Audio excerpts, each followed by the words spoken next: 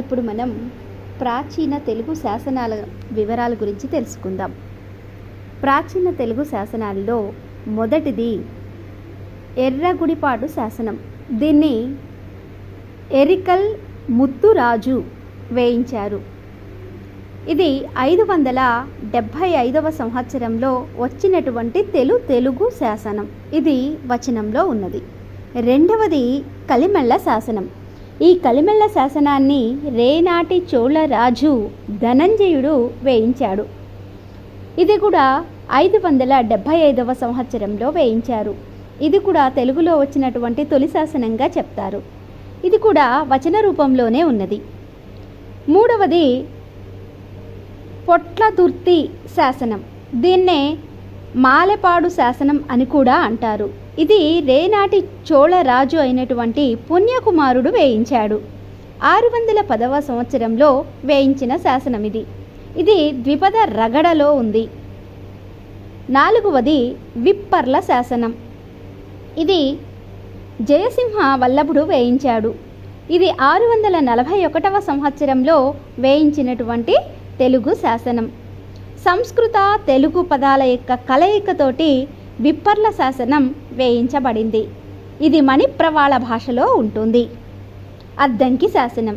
అద్దంకి శాసనం పాండురంగడు వేయించాడు. ఇది 848వ సంవత్సరంలో వేసినటువంటి శాసనం. తొలి పద్మ శాసనంగా దీన్ని చెప్తారు. ఇది చెంపు పద్ధతిలో ఉంది. అంటే పద్యము గద్యము కలిసినటువంటి దానికి చెంపు పద్ధతి అని పేరు. ఇది తరవోజు పద్య రూపంలో ఉంటుంది.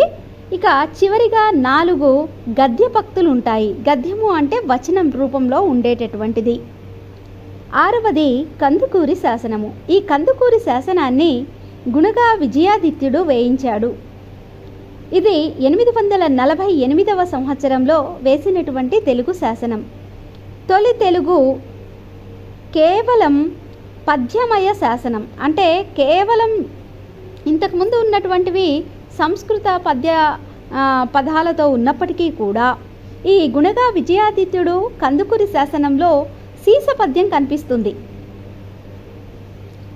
ఇక సాతలూరి శాసనం. ఈ సాతలూరి శాసనానికి ఎవరు వేయించారు, ఏ రాజు అనేది కూడా మనకు విషయాలు తెలియవు. అలాగే శాసన విశిష్టత కూడా తెలియదు. కానీ ఇది చంపకమాల పద్యవృత్తంలో ఉన్నటువంటి శాసనం. ఇది 848లో వేయించినటువంటి శాసనం. కాలము చంపకమాల, పోతులూరి శాసనము అని మాత్రమే మనకు విషయాలు తెలుస్తాయి. బెజవాడ శాసనము యుద్ధమల్లుడు వేయించాడు. ఇది 885వ సంవత్సరంలో వేసినటువంటి శాసనం. ఇది కూడా మధ్యాక్కర పద్యాలు 5 ఈ శాసనంలో ఉన్నాయి. చివరిగా ఒక వచనం కూడా ఉంటుంది. ధర్మవరం శాసనం. ఇది చాళుక్య భీముడు వేయించినటువంటి శాసనం. ఇది 897లో వేసినటువంటి శాసనం.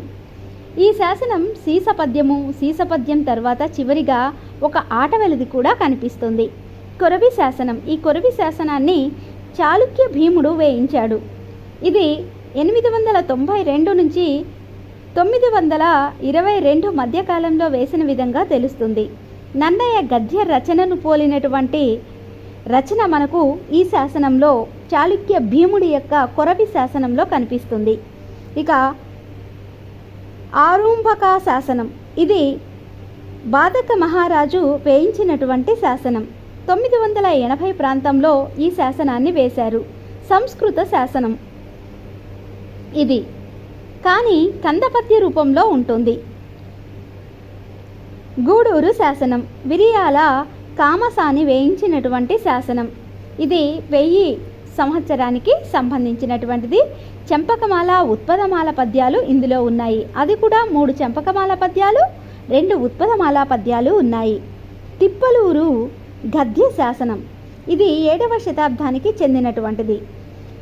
సంస్కృత పద ప్రయోగం ఎక్కువగా ఈ పద్యాల్లో కనిపిస్తుంది. ఈ శాసనంలో, తిప్పలూరు శాసనంలో కనిపిస్తుంది. ఇందులో కావ్యరచన పద్ధతి కూడా కాస్త కనిపిస్తూ ఉంటుంది.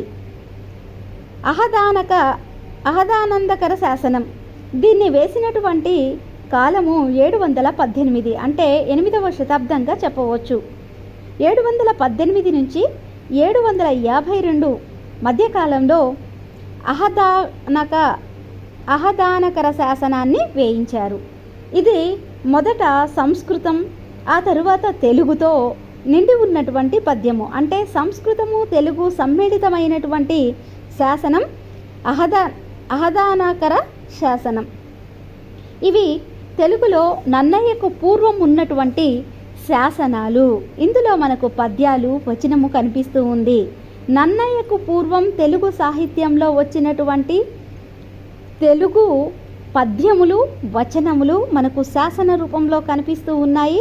ఇక మొట్టమొదటి తెలుగు శబ్దము అమరావతి స్తూపంలోనే 2వ శతాబ్దానికి చెందినటువంటి నాగభూ అనేటటువంటి పదాన్ని మొదటి తెలుగు పదంగా, తొలి తెలుగు శాసనంగా మనం గుర్తించవచ్చు.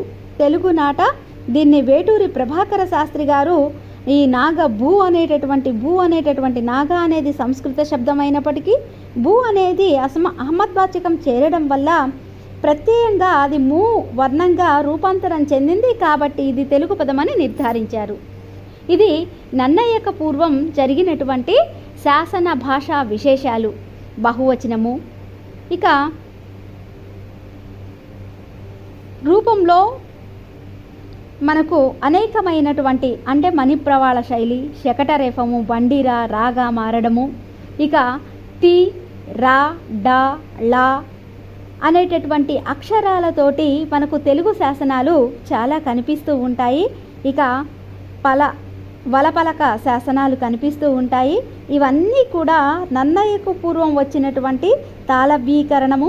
వీటి ఆధారంగా తదనంతర కాలంలో ఆంధ్ర శబ్ద చింతామణి ద్వారా ఈ పదానికి ఇది అర్థము అనేటటువంటి ఒక తెలుగు నిఘంటువు రాసిన తరువాత నన్నయ్య గారు ఆంధ్ర రచన శ్రీకారం చుట్టారు. ఆంధ్ర మహాభారతానికి శ్రీకారం చుట్టారని చెప్పవచ్చు. ఇది ప్రాణ్ నన్నయ్య యుగం నాటి తెలుగు సాహిత్య చరిత్ర.